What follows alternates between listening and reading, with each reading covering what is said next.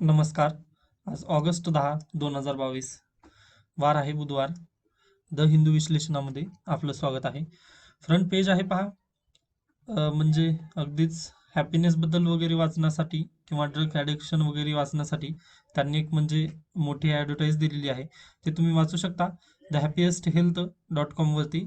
जर वेळ असेल तर तुम्ही नक्कीच याबद्दल म्हणजे इंटरेस्ट वगैरे असेल तर ड्रग ॲडिक्शन वगैरे या संदर्भात तुम्ही नक्की वाचू शकता. Happiest health, better knowledge, better health.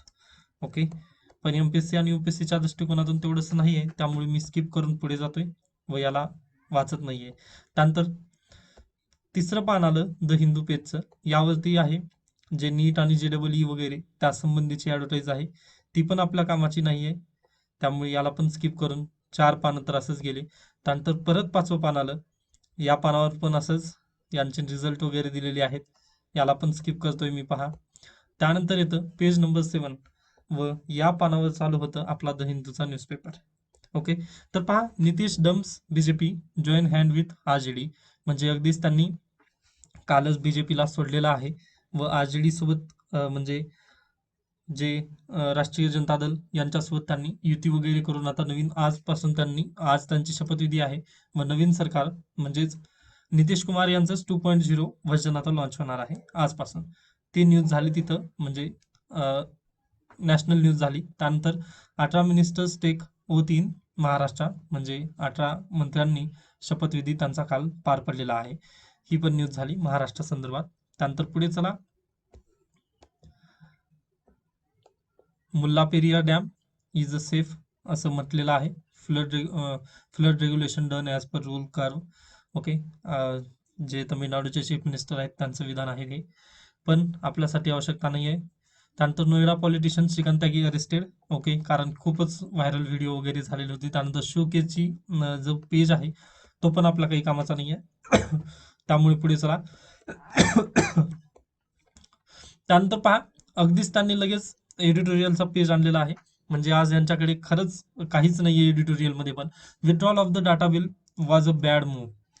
पहा, गेल्या आठवड्यामध्येच जेव्हा 81 म्हणजे समितीने जी जॉईंट पार्लमेंटरी कमिटी वगैरे आहे त्यांनी त्यावरती खूप अमेंडमेंट वगैरे सुचवले या पर्सनल डाटा प्रोटेक्शन लॉ याच्यावरती. खूप अमेंडमेंट म्हणजे 81 अमेंडमेंट वगैरे म्हणजे अमेंडमेंट आणि 12 काहीतरी त्यांनी सूचना वगैरे ज्या स्वतःच्या सूचना वगैरे त्यांनी सुचवल्या. त्यानंतर ही जे बिल आहे हे यांनी स्वतःच गव्हर्नमेंटनी मागे घेतलेलं आहे व नवीन बिल आणू असं त्यांनी म्हटलेलं आहे. मग आता हे बिलच पास झाला नाही तर मग आपण हे करून यामध्ये काही आवश्यकता नाही आहे. ओके. म्हणजे बिलच विथड्रॉल झालेला आहे. मग याबद्दल आता चर्चा कशाला करायची व याला असं कधी होणार नाही. आता कृषी कायद्यावर प्रश्न येणार नाही कारण सरकारनेच माघार घेतलेली आहे. मग आपल्याला ते कृषी कायदे चांगले होते किंवा नाही असं आपल्याला म्हणता येणार नाही ना. व तसंच आता पर्सनल डाटा बिल सरकारनेच मागे घेतलेलं आहे. मग त्यावर आपण परत परत कशाला चर्चा करायची. त्यामुळे याला स्किप करा व डायरेक्टली पुढे चला. हे आपल्या आवश्यकतेचं नाही. तोपर्यंत GS वगैरे आपण अभ्यास करूया. ओके. त्यामुळे याला स्किप करून मी डायरेक्टली इकडे येतोय. त्यानंतर स्पेस टू लर्न. मी तेव्हाच म्हटलेलं आपल्याला जास्त यामध्ये PhD करायची नाहीये. तुम्ही आपलं सिलेबस पहा, त्यामध्ये फक्त जनरल स्टडीज वगैरे म्हटलेलं आहे. त्यामुळे आता ही फेल्युअर ऑफ SSLV वगैरे ते आपल्यासाठी काही कामाचं नाही आहे. GSLV, PSLV, SSLV या तिन्हींचे कंपॅरिझन करून तुम्ही, आय होप तुम्ही ते होमवर्क वगैरे केलेला आहात. SSLV, PSLV, GSLV हा प्रश्न डायरेक्टली आपल्याला प्रिलिम मध्ये विचारण्यात येतो जास्त. त्यामुळे याला फक्त तुम्ही कंपेरेटिव्ह स्टडी करून नक्की ठेवा. त्यानंतर पुढे fair trial goes beyond courts to the police and media. आता पहा, NV रमन्ना हे मोहम्मद जुबेर यांची केस वगैरे जुलै 20 ला त्यांना हे देण्यात आलेली होती, जामीन मंजूर झालेला मोहम्मद जुबेर यांचा 20 जुलैला. मग त्यानंतर अगदी जुलै 25 पर्यंत हीच चर्चा होती. मग त्यावेळेस मी हे सर्व क्लिअर केलेलं आहे. तेव्हा फक्त मी लोकसत्ताचा व्हिडिओ वगैरे घेत होतो, पण त्यावेळेस मी हे ऑलरेडी कव्हर केलेलं आहे. NV रमन्नाचे स्टेटमेंट. त्यानंतर त्याच दिवशी अगदीच पूर्ण मोठा एडिटोरियल वगैरे लिहिलेला होता. त्याबाबत मी संपूर्ण चर्चा विस्तारित केलेली आहे. मग ते परत परत वाचण्यात वगैरे इथं काही अर्थ नाही. त्यामुळे ही पण न्यूज मी म्हणजे एडिटोरियल हा स्किप करतोय. कारण यांच्याजवळ आता छापण्यासाठी वगैरे काही नसेल, त्यामुळे यांनी परत परत तेच वगैरे छापलेलं आहे. लुक इनवर्ड वगैरे ते मी सर्व हे केलेलं आहे. यामध्ये त्यांनी पण तेच म्हटलेलं आहे, मीडियावरचे इथिक्स वगैरे ते असायला हवेत. Media ethics. ओके. व रमन्ना यांनी असंच म्हटलेलं होतं की चौथं स्तंभ जे आहे ते काम बरोबर करत आहे, परंतु तीन बाकीचे तीन बाकीचे कोणते, न्यायव्यवस्था, एक्झिक्युटिव्ह आणि सॉरी मीडिया, त्यानंतर ज्युडिशरीचा चौथा स्तंभ त्यांनी स्वतःला मांडलेला होता. मीडिया एक, त्यानंतर सेकंड आहे लेजिस्लेटर आणि थर्ड आहे एक्झिक्युटिव्ह. ओके, हे तीन तर जे स्तंभ आहेत बाकीचे ते चांगले काम करत नाहीत. म्हणजे पहा ना, एक्झिक्युटिव्हवर काय आरोप आहे, ईडीचा आरोप. त्यानंतर लेजिस्लेचरवर मोदी गव्हर्नमेंट, बीजेपी वगैरे त्या संदर्भात. त्यानंतर फर्स्ट स्तंभ जो आहे मीडिया, मीडिया काय करत आहे, मोदी यांना वगैरे म्हणजे ऑपोजिशनचे वगैरे जे मुद्दे आहेत ते धरून घेतच नाहीये. म्हणजे सर्व मोदींची वाहवा वगैरे होत आहे, म्हणजे सरकार गव्हर्नमेंटची वाहवा होत आहे. त्यामुळे हे तिन्ही जे पॉईंट आहेत ते बरोबर काम करत नाहीत. परंतु चौथं जे आहे क्रिटिसाइज वगैरे करण्याचं यांचं काम अगदीच चालू आहे सुरळीतपणे. परंतु मीडिया काय करत आहे, फर्स्ट जे स्तंभ आहे मीडिया जर म्हटलं तो आपण, तो पण यामध्ये इंटरफेअर करत आहे. इकडे इंटरफेअर करत आहे ते तिन्ही स्तंभ. ओके, जसं की पहा, अगदीच नुपूर शर्माची जी केस वगैरे होती त्या संदर्भात जजेसनी एक स्टेटमेंट दिलेलं होतं की नुपूर शर्मा यांच्यामुळेच भारतामध्ये जी दंगे वगैरे उचलून आलेले आहेत ते त्यांचंच कारण आहे. ओके, त्यांच्या विधानामुळेच हे झालेलं आहे. ओके, मग लागलीच चंद्रचूड म्हणजे चीफ जस्टिस जस्टिस चंद्रचूड यांच्यावर लगेच त्यांनी म्हणजे सुप्रीम कोर्टाची जी पुराणी वगैरे हे जे होते लॉयर वगैरे होते, त्यांनी लगेच सह्या करून त्यांच्या विरोधात वगैरे हे केली, म्हणजे एक त्यांच्या विरोधात एक ट्विटरवर देखील म्हणजे ट्विटरवर 5,500 पेक्षा जास्त ट्विट वगैरे करण्यात आले. ओके, म्हणजे त्यांनी अशा पद्धतीने कसं कायच बोलले म्हणून. ओके, मग हे काय झालं, तर मीडियाचा जो हे आहे तो स्तंभ ज्युडिशरीमध्ये कुठेतरी आपल्याला हे करताना दिसतोय, इंटरफिअर वगैरे करताना दिसतोय. त्यामुळे हे सर्व तर पहा, इथं पण तेच दिलेलं आहे, इथं पण तेच दिलं आहे व हे सर्व झालेलं आहे. त्यामुळे मी परत याला कव्हर करत नाहीये. ओके, कारण आपल्याला भरपूर सिलेबस पण आहे. जीएसचा अगदीच सिलेबस खूप वास्ट आहे व अगदीच जुलैमध्ये तुमची परीक्षा असेल व तुम्ही जर फर्स्ट अटेम्प्ट वाले वगैरे जर असाल तर जानेवारीपासून तुम्हाला प्रिलिमिनरी मोडमध्ये जावं लागेल. ओके, व राहिलेत किती मग आता तुम्हाला मेन्स कव्हर करण्यासाठी जर 5 महिने जर तुमचे ऑप्शनलला जर गेले तर अगदीच 4 महिने, आज ऑगस्टचा आहे, 4 महिने 12, मग इकडे पासून तर काय आहे, जून नाही फेब्रुवारी धरूयात आपण, कारण तुमची परीक्षा जुलैमध्ये धरली आपण तर, कारण जानेवारीपासून युपीएससी वाल्यांना प्रिलिमिनरी मोडमध्ये जावं लागतं. तर इकडे फेब्रुवारी असं धरूयात एमपीएससी वाल्यांसाठी. तर बाकी राहिलं मग इकडं ऑप्शनलला 5 महिने. ओके, आता अगदी 4 महिने शिल्लक राहिले. त्यामुळे प्लीज व जीएसला थोडंसं गंभीर होऊन वगैरे अभ्यास करा, या न्यूजमध्ये वगैरे जास्त पडू नका. ओके, जर राहिलंच कोणती गोष्ट वगैरे तर सोडून द्या, कंपायलेशन मध्ये वगैरे ते नक्कीच कव्हर होऊन जातील. ओके, त्यामुळे याला पण कम्प्लीट करा. शेअर्ड हिस्ट्री याचं पण काही आवश्यकता नाही. कॉमनवेल्थ गेम्स वगैरे स्पोर्ट्स न्यूज कधी तर येतात व केव्हा तर येतात. त्यामुळे पुराणे पेपर म्हणजे प्रिव्हियस पेपर्स वगैरे जर काढून पाहिलात तर तेव्हा पण तुम्हाला समजून येईल. त्यामुळे आवश्यकता नाहीये. ओके, कारण माझा अनुभव आहे त्यावरून मी बोलण्याचा प्रयत्न करतोय व अगदीच मृणाल सर पण याला कव्हर करत नाहीत. ओके, जर तुम्ही मृणाल सरांनी कव्हर जर वगैरे जर केलं तर तुम्ही मला पण म्हणू शकता, त्याबाबत काही काळजी करू नका. ओके, जे घेतोय मी ते योग्यच आहे असं करून म्हणजे विश्वास ठेवा, ट्रस्ट युअर वेपन. ओके, युद्धामध्ये जाताना ट्रस्ट युअर वेपन असतं. तुम्हाला मिसगायडिंग भरपूर करतील. ओके, पण तुमचं कधीच मेरिट 100 पैकी 100, 100 आउट ऑफ 100 वगैरे राहणार नाही. त्यामुळे जेवढं मी केलं तेवढं तुम्ही जरी केला तर मोर दॅन सफिशियंट आहे. व एवढंच करा, परंतु मी जे सांगेल ते बरोबर करा व ट्रस्ट युअर वेपन्स. ओके, एवढं जरी केला तर मोर दॅन सफिशियंट आहे. ओके, त्यानंतर पुढे चला. Navigating Sri Lanka rocky road to recovery. पहा, श्रीलंकेमध्ये नुकतंच सरकार स्थापन झालेलं आहे व आपण त्याबद्दल पूर्ण प्लॅन वगैरे जर तयार करणं हे चुकीचं ठरतं. म्हणजे अगदीच आपण पण या प्रॉब्लेमची वगैरे झुंज दिलेली आहे. 1991 मध्ये वगैरे रिफॉर्म वगैरे झाले, तर त्या संदर्भात आपण बोलणे व आताची श्रीलंकेची स्थिती वगैरे बोलणे हे चुकीचं ठरतं. त्यांचे जे पॉलिसी येतील मग त्यावर त्या पॉलिसी जेव्हा त्यांनी पॉलिसी तयार वगैरे करतील, ओके, ते पॉलिसी वगैरे त्यांनी एक्सेप्ट केल्या, मग त्याचं भारतावरती इम्पॅक्ट कशा पद्धतीने होईल तेव्हा आपल्याला आपला अभ्यास करावा लागेल. ओके, की त्या पॉलिसीचा भारतावर वगैरे इफेक्ट कधी आहे, कारण तुमचं 2023 मध्ये पेपर आहे, मग तोपर्यंत त्यांची पॉलिसी बनवून तयार होईल. ओके, पॉलिसी जेव्हा बनवून तयार होईल मग त्यांचे इम्पॅक्ट भारतावर नक्कीच पडणार आहेत. मग तेव्हा आपल्याला बघायचं आहे, आताच बघून हे काही आवश्यकता नाहीये. हा फेडेड टॉपिक होऊन जाईल. त्यामुळे मी याला आता आपण स्किप करतोय. ओके, त्यानंतर पहा, हा एडिटोरियल पहा, ranking that make no sense. पहा, गव्हर्नमेंट काय करतं, म्हणजे जेव्हा जेव्हा भारताची रँकिंग वगैरे खालवत जाते तेव्हा तेव्हा अशा पद्धतीचे रुमर्स नक्की येतच असतात. त्यामुळे मी याला पण कम्प्लिटली इग्नोर करतोय. ओके, कारण अगदीच ग्लोबल हंगर इंडेक्स येऊ द्या, SDI येऊ द्या, सर्वच जे इंडेक्स वगैरे आहेत त्यामध्ये भारत अशा पद्धतीचं करतच आहे. व पहा, बेसिकली यांनी पण काही पॉईंट वगैरे दिलेले आहेत. आत्ताच नुकतंच नॅशनल इन्स्टिट्यूशन रँकिंग फ्रेमवर्क हे हायर एज्युकेशन इन्स्टिट्यूशनचं जे हे असतं, म्हणजे रँकिंग वगैरे असतं, ते जाहीर झालेलं आहे. मग त्यामध्ये काय झालेलं आहे, प्रायव्हेट कॉलेजला जास्त रँकिंग आहे व गव्हर्नमेंट कॉलेज वगैरे जे आहेत तर ते खाली आहेत. पण प्रॉब्लेम असा आहे की national law university Bangalore, okay, हे वगैरे जे आहेत कॉलेज, यांना जास्तीत जास्त प्रेफरन्स स्टुडंट्स देतात. ओके, मी पण अगदीच यांना प्रेफरन्स दिलेला होता, म्हणजे मी पण इथून करावं म्हणत होतो, त्यामुळे मला माहिती आहे. Okay, national law university Bangalore. Okay, मग पहा, इथे जास्तीत जास्त प्रेफरन्स वगैरे विद्यार्थी देत असता, यांनी प्रायव्हेट कोचिंगला वगैरे कशामुळे मग जास्त मान्यता दिली? व पहा, होतं काय नेमकं, जेव्हा आपल्याला गव्हर्नमेंट कॉलेजला वगैरे पहिल्यांदा हे मिळत नाही, ऍडमिशन वगैरे मिळत नाही, तेव्हा आपण प्रायव्हेटला जातो. मग असं असताना देखील हे जे NIRF ची रँकिंग वगैरे आहे त्यामध्ये प्रायव्हेटला जास्त महत्त्व दिलेलं आहे, गव्हर्नमेंटला कमी केलेलं आहे. यामुळे ही रँकिंग अगदीच जर पॉईंट वगैरे जर अशा पद्धतीने, हे चुकीचं ठरतं. व पहा, त्यांनी असं म्हटलेलं आहे की लायब्ररी वगैरे नाही, त्यामुळे पण त्यांनी अशा पद्धतीचं रँकिंग वगैरे कमी केली. परंतु लॉ मध्ये वगैरे कुठं लॅब वगैरे नसतेच ना. ओके, लॉ म्हणजे वकिली वगैरे जर करायचं असेल तर तुम्हाला तिथं कुठं मेडिकलची लॅब वगैरे लागेल, तर लागत नाही ना. मग अशामुळे ही रँकिंग अगदीच फेडेड वगैरे ठरते. मग आपण याला पण अशा तुमच्या टॉपिकला वगैरे आपल्याला पण गरज नाहीये लक्ष देण्याची वगैरे. व UPSC पण सेन्सिबल आहे, एवढं त्यांनी विचारतच नाहीत, MPSC पण विचारत नाही. त्यामुळे प्लीज अशापासून तुम्ही सावध राहा. म्हणजे अगदीच दुसरे एडिटोरियल वाले वगैरे करतील, नक्कीच करतील याबद्दल व्हिडिओ वगैरे तयार, परंतु अगदीच तुम्ही पण UPSC आणि MPSC चे पेपर अनालिसिस करा. म्हणजे आता तुमच्याकडे MPSCचं तर सोर्स नाही आहे, परंतु UPSCचं पेपर आहेत ना सोर्स, मग तेव्हा पाहून घ्या, तुम्हाला सेन्सिबल अगदीच समजून येईल की कोणती गोष्ट येणार आहे परीक्षेत व नाही.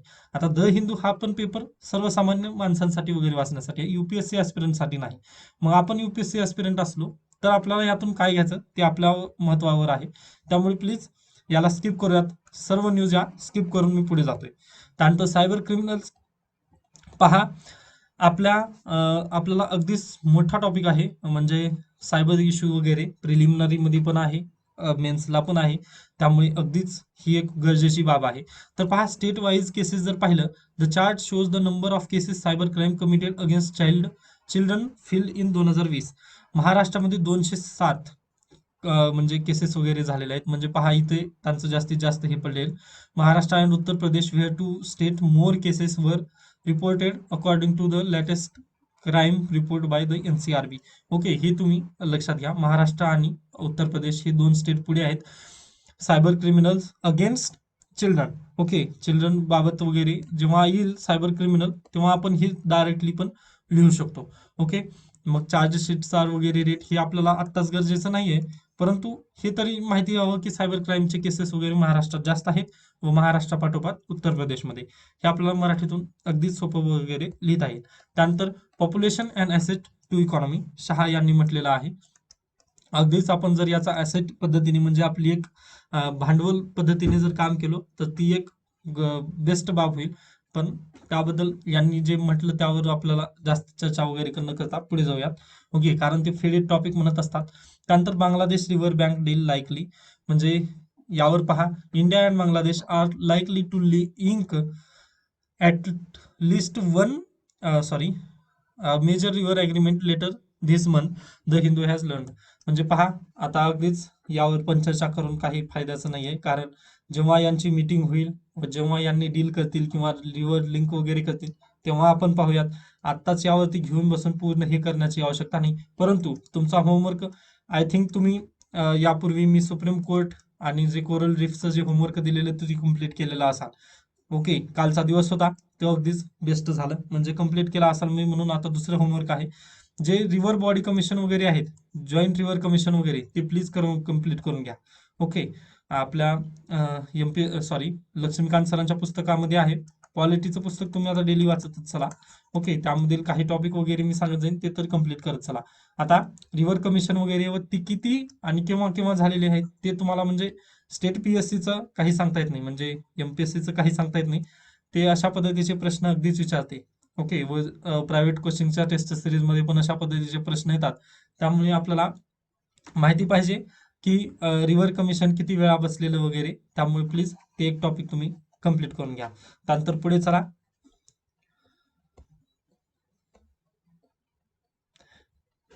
अगदीच म्हणजे जास्त न्यूज नव्हत्या. त्यानंतर भारती म्हणजेच एअरटेल त्यांनी या महिन्यात अगदीच 5G सेवा चालू करणार आहेत व मार्च 2024 पर्यंत देशातील गावागावामध्ये 5G सेवा असेल असं त्यांचं मत आहे.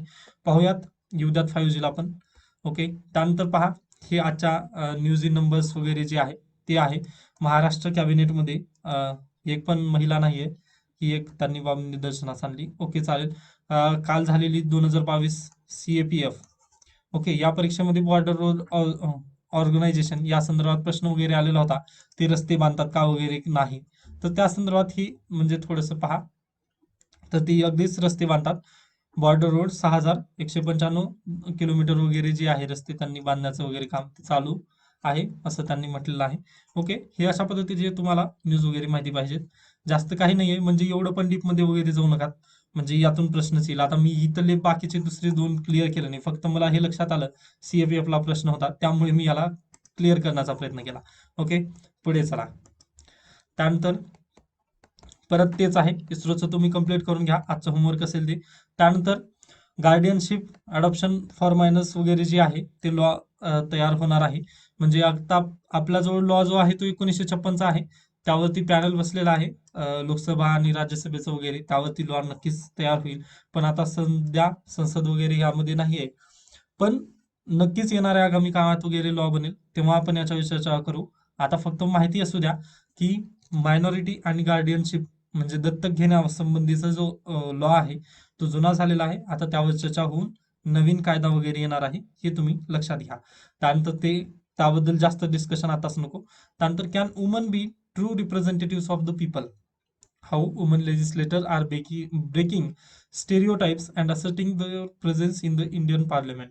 ओके, पहा, ही रिपोर्ट यांनी तयार केलेली वगैरे याचं आपल्याला गरजेचं नाहीये म्हणजे कोणी तयार केली, परंतु आपण सांगू शकतो हे आता आपले पॉईंट येतील वुमन एम्पॉवरमेंट मध्ये. पहा, राष्ट्रपती द्रौपदी मुर्मू यांनी 25 जुलै रोजी शपथ घेतली. त्यानंतर 27 जुलै दरम्यानच्या पिरियडमध्ये एक लोकसत्ताला लेख आलेला होता, त्यामध्ये पण मी बहुतांश गोष्टी क्लिअर केलेल्या. त्याच निबंध, आता तुम्ही जर रेग्युलर असाल तर तो फायदा होईल. आता त्या निबंधाच्या टॉपिक मध्ये आपण हे टॉपिक टाकू शकतो. पहा, financial freedom has pushed them to be more politically active. म्हणजे महिलांना फायनान्शियल आर्थिकरित्या जे स्वातंत्र्य आहे त्यामुळे महिला आणखीनच पुढे जाण्यासाठी वगैरे स्वावलंबी म्हणजे सॉरी महिलांना एक बळ वगैरे भेटलेलं आहे किंवा स्वतंत्र झालेले आहेत आर्थिक फायनान्शियल फ्रीडममुळे. ओके, त्यानंतर डिक्रीज द गॅप, यामुळे काय झालेलं आहे तर decrease the gap in voter. Okay, म्हणजे मेन आणि वुमन पूर्वी यांच्यामध्ये स्त्री आणि पुरुष जेव्हा मतदान देखील करायच्या त्यामध्ये भरपूर तफावत असायची. ओके, इथं पुरुष करायची तर एवढंच महिलांचं प्रमाण वगैरे असायचं व्होटिंगमध्ये म्हणजे मतदानामध्ये, परंतु आता तसं राहिलेलं नाहीये.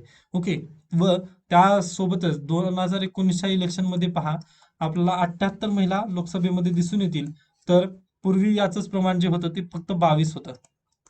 22 वरून 78 अचीव करणं ही एक अगदीच भारी गोष्ट आहे, परंतु ही पण कमीच आहेत. 78 महिला पण कमीच आहेत, हे आपल्याला आणखीन वाढवायचं आहे. ओके, व हे आपण येणाऱ्या आगामी काळात वगैरे वाढवू शकतो. हे आपल्याला वुमन एम्पॉवरमेंट बद्दल वगैरे लिहू शकतो. त्यानंतर पूर्वी असं म्हणायचे, कुठे गेली एक न्यूज होती, सॉरी, हा, हे पहा, पूर्वी असं म्हणायचे की गुंगी गुडिया. ओके, गुंगी गुडिया म्हणून असं एक पार्लमेंटमध्ये जे महिला वगैरे जे सदस्य असतील खासदार, त्यांना असं म्हणायचं की गुंगी गुडिया वगैरे अशा पद्धतीने ते र्युमर वगैरे चालायचं, परंतु आता तसं राहिलं नाहीये. ओके, आता महिलांचं प्रमाण देखील पार्लमेंटमध्ये वगैरे वाढत असलेलं आपल्याला दिसून येतं.